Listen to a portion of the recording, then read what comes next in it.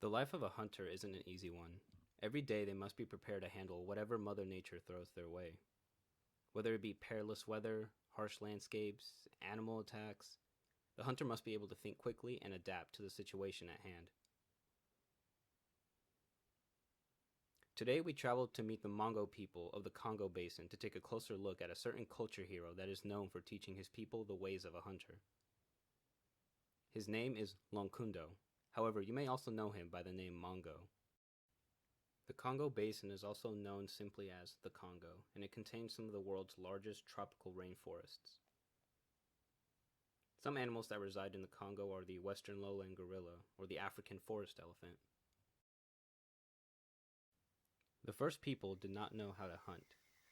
They had very few survival skills, none of which got them any food in their bellies. One of these people was Lonkundo. After an uneventful, hungry day, Lonkundo managed to get some sleep. His father visited him in a dream and taught him how to hunt. He showed him how to track animal prints in the mud and how to locate its habitat. He then showed him how to construct a trap using plant fibers and twigs, teaching him to place it in the path traveled regularly by the creature. When he awoke, Lonkundo put his newfound knowledge to work. His first trap was successful, and he traveled all around, placing traps to provide food. He also showed his people how to make these traps, so they were never short on food again. They used weapons such as bows and throwing knives to hunt larger prey. If you're interested in learning more about how these traps work, I did find this YouTuber by the name of Caelan. He is an international survival instructor. His videos are a nice insight into how living was like before the modern world. His videos are highly interesting. I do recommend you check some of them out. I will link his account in the description below. Onto the video. Food wasn't the only thing they gathered from the bodies of animals. They would construct jewelry made from certain parts of stronger animals, like the elephants or the lions, using their tusks and teeth. By doing this, they hoped to inherit the strength that these powerful creatures had. One night, Lonkundo dreamed he caught the sun in one of his traps. When he woke up, he inspected them like usual, and found a bright light emanating from one of them.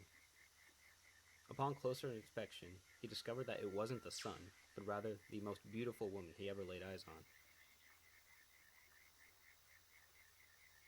Her name was Ilankaka. He released her and asked her to become his wife. She agreed under one condition. He must never boast that he caught her in a trap, to which he agreed. Eventually, Lonkundo would take on more wives and become more prosperous. When the others had developed feelings of jealousy and envy towards him and his wives, Lonkundo and his wives decided that they should move to the forest and begin a new life. They traveled far and wide, searching for the right place to settle down. After hearing the screech of a parrot, they decided to stop where they were. The bright colors of a parrot and its ability to mimic voices and sounds meant that it was thought to foresee into the future and bring good omens. They chopped some trees, built huts, and made a human sacrifice. These were customary at the time. One of his wives, Nsombe, was displeased with their hut because she believed it was too small. After a brief quarrel with Lonkundo, she left with her son Yongchua. Ilankaka was pleased with her hut, so she believed that Lonkundo loved her the best. She planted some palm trees and harvested the nuts. Lonkundo loved snacking on the nuts and demanded more. This caused an argument between the two. Regretfully, Lonkundo forgot his promise. "Remember, I caught you in my trap," he exclaimed. And just like that, Ilankaka disappeared. The son of Nsombe, Yonjwa, had a son of his own named Itonde. Itonde was an explorer. He traveled through the forest, naming all the animals he encountered. He was seen to have an intimate knowledge of the animal kingdom, and was believed to influence the creatures into whatever tasks he deemed necessary. One day he came across a woman hiding in the trees. Her name was Mbombe, and the two married. After she became pregnant, she had a craving for a special nut that was dropped by a certain species of bird. Itonde went in search of this strange nut, but he was attacked by rivals and killed. Mbombe gave birth to several children, and these offspring became known as the ancestors of the Mongo-speaking tribes of Central Africa. A notable one is Lianja. He became a hero after he avenged the death of his father.